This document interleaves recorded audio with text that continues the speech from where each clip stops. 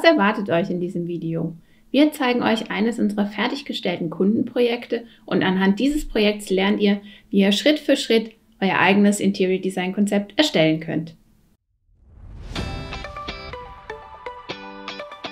Hallo und herzlich willkommen auf unserem YouTube-Kanal. Ich bin Monika von Homemade und wir sind Interior Designer, gestalten Häuser, Wohnungen und alles, was schön werden soll. Toll, dass du mit dabei bist.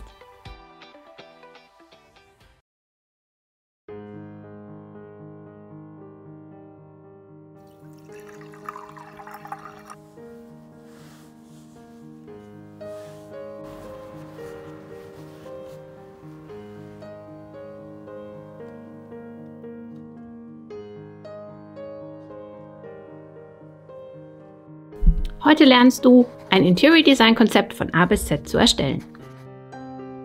Wir zeigen dir eines unserer Projekte vorher, die Entwicklung und dann nachher.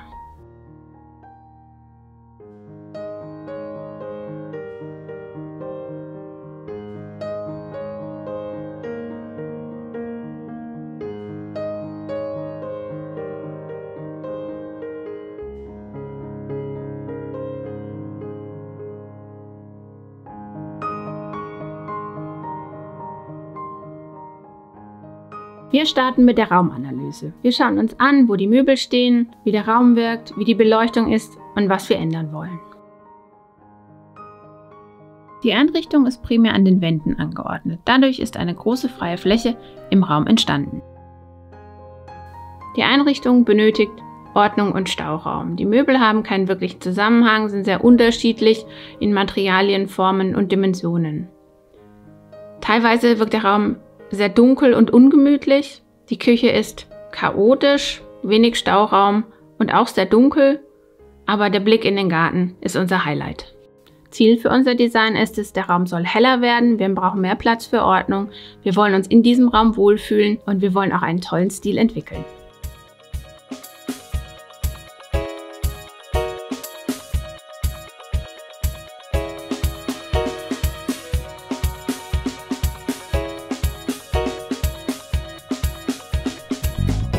Wie haben wir die Einrichtung gestaltet? Wir haben die Couch behalten, haben sie lediglich mit Sesseln aufgefüllt. Den Essbereich haben wir in die Achse des Gartens verlegt, um dort den schönen Blick zu haben. Die Terrasse haben wir einladender gestaltet, auch für das ganze Jahr über. Wir haben Stauraum für mehr Ordnung geschaffen, die Küche optimiert und auch an der Beleuchtung gearbeitet.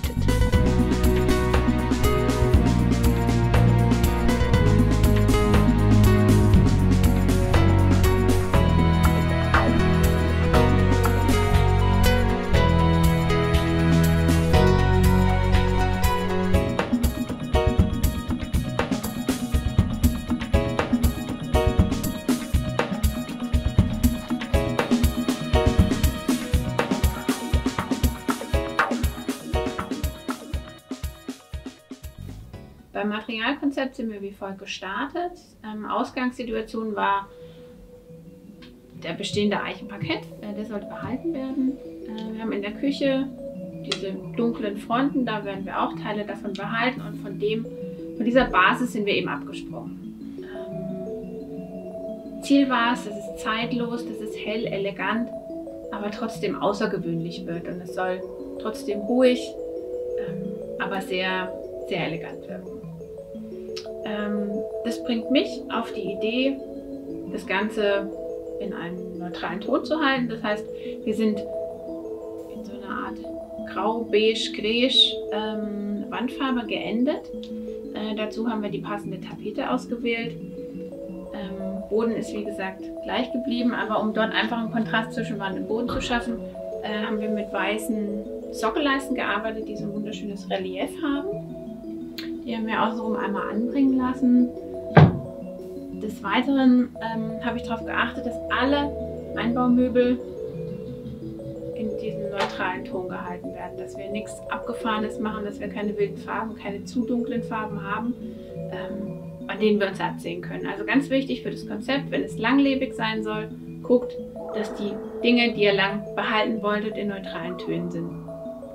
So kann man sich nicht so schnell satt sehen.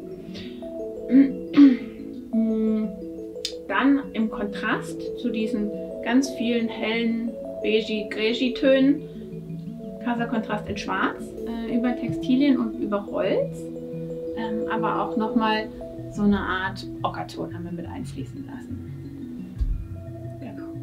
In der Küche, dort haben wir auch ein paar neue Einbauten gemacht. Die unteren Teile, also Unterschränke, untere Sockel, wurden in diesem Kubanitgrau, in so einem dunkleren, warmen Grau gehalten. Alles, was oben drüber ist, in einem hellen, warmen Grauton.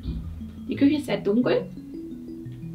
Aus dem Grund wollte ich reflektierende Rückwände haben, also reflektieren im Sinne von Licht reflektieren. Aus dem Grund haben wir uns für diese wunderschönen lackierten Fliesen entschieden. Oben drüber haben wir ein LED-Band eingebaut und somit haben wir einfach noch mehr Lichtreflexion und dadurch auch mehr Helligkeit. Den Boden haben wir in so einer Art Betonoptik gestaltet. So, das ist jetzt alles relativ grau, nüchtern und auch ein bisschen langweilig. Aber zeitlos. Dafür haben wir uns ein Highlight einfallen lassen und haben Raffrollos in diesen wunderschönen Stoff nähen lassen, um ein bisschen Farbe reinzubringen und damit es auch einfach ein bisschen abgefahrener macht. So, im Wohnbereich haben wir neutrale Vorhänge gewählt in so einer Art gehämmerten Seidenoptik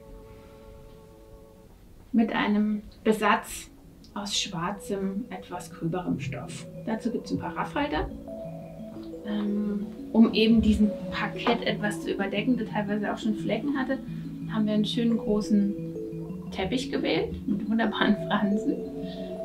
Im Essbereich haben wir einen schwarzen Esstisch mit Stühlen in weiß, grau und eben auch mit Ockerdetails. Tischsets, auch ganz abgefahren in dieser Webestruktur. Kissen auf der Couch, die Couch wurde behalten. Haben wir auch wieder in so einem Samt, in Ocker, schwarz, beziehungsweise eher so ein Charcoal und ein paar gemusterte als Highlight-Kissen. Dann haben wir noch ein krasses Fernsehmöbel oder ein Sideboard machen lassen aus dieser matten grauen Oberfläche. Und damit es nicht ganz verschwindet, haben wir Griffe, handgemachte Griffe aus Messing machen lassen, um eben dort nochmal einen Hingucker zu haben. Dann haben wir noch ein paar wunderbare Leuchten angebracht und das war es dann eigentlich auch schon.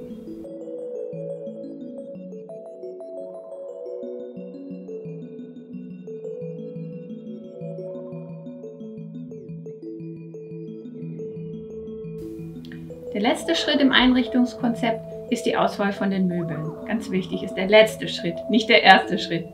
Als erstes definieren wir sozusagen die Probleme des Raums, danach gehen wir darauf ein, was soll der Raum ausstrahlen, dann suchen wir Materialien und Farben aus, definieren die Position der Möbel und in etwa, welche Höhen sollen sie haben, wo sollen sie in etwa stehen, wo sollen sich Dinge vielleicht sogar spiegeln und dann als allerletztes suchen wir die Möbel aus.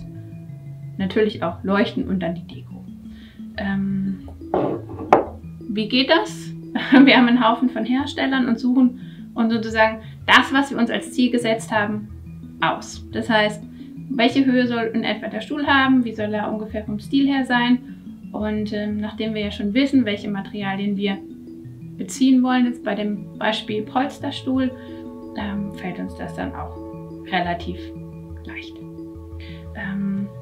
Wir gehen rein in die einzelnen Kataloge, suchen uns, wie gesagt, die Möbel aus, dann suchen wir die Leuchten aus und dann als allerletztes kommt die Deko dran. Das heißt, zum Beispiel suchen wir uns Farben für den Leuchtenschirm aus, in dem Fall zwar eine Glasleuchte oder wir können sogar die Kabel der einzelnen Leuchten definieren und dann ganz zum Ende hin kommen dann so Dinge wie Raffhalter oder irgendwelche Fransendetails und so weiter.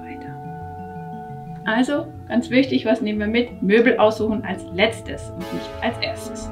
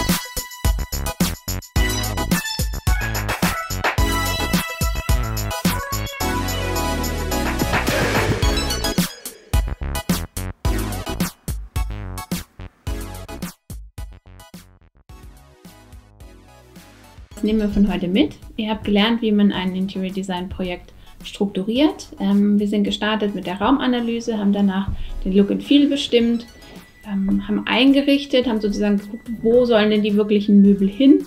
Dann haben wir Materialien und Farben ausgewählt und als letztes haben wir die tatsächlichen Möbel dann definiert und ausgesucht. Ich hoffe, unser Video hat euch gefallen und ihr konntet ein paar Inspirationen für euer Zuhause mitnehmen. Damit ihr kein Video mehr verpasst, bitte hier unten abonnieren. In der Zwischenzeit könnt ihr schon mal bei uns auf Instagram oder auf Pinterest vorbeigucken für weitere neue Inspirationen. Wir kümmern uns jetzt um unsere Kunden. Bis bald bei Homonika.